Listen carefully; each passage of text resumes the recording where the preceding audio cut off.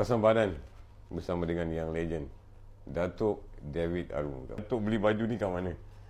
Dekat Kuala Lumpur. Ni dah lama punya. Lama dah? Ya. Okey. Kenapa Datuk suka baju ni? Sucus. Okey. Orang lain yang pilihkan untuk Datuk?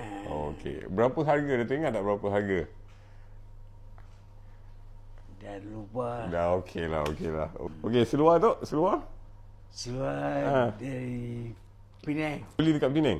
Ya. Oh, okey. Datuk pakai saiz berapa sekarang? Ini saiz. Saiz pinggang.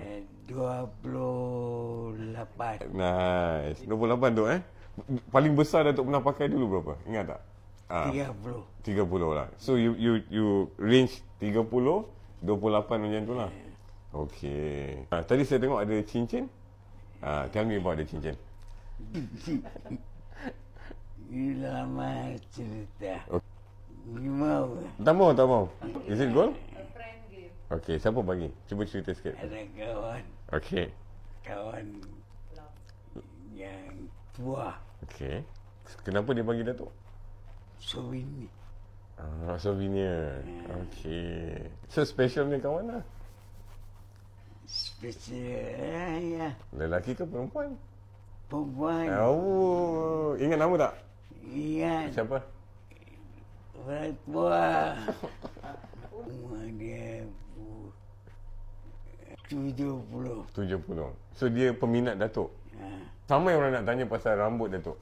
Senang jaga tak? senang. Senang. Okey. Apa filosofi berpakaian Datuk David Arumugam?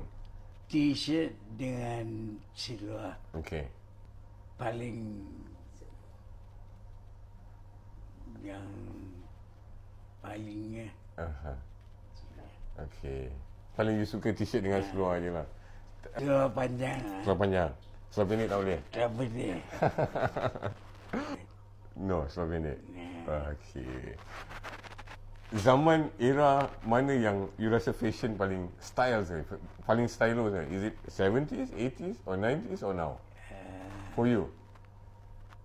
70. Cuma seluar berberut Okey. dan dia collar besar. Ooh. Collar besar. Dan tengok cantik. Cantik tu Zaman tu Betul lah Bib. Betul lah 70s lah So Datuk ada simpan tak apa baju-baju lama Datuk dulu-dulu ke? Mungkin masa main dekat club ke ataupun dia punya baju cover album ke? Hard Rock Cafe Oh ada. ada. Okey. Hard Cafe ada Okey. Tok, terima kasih Tok untuk pasang badan tau. Thank you for pasang badan. No problem. Terima kasih.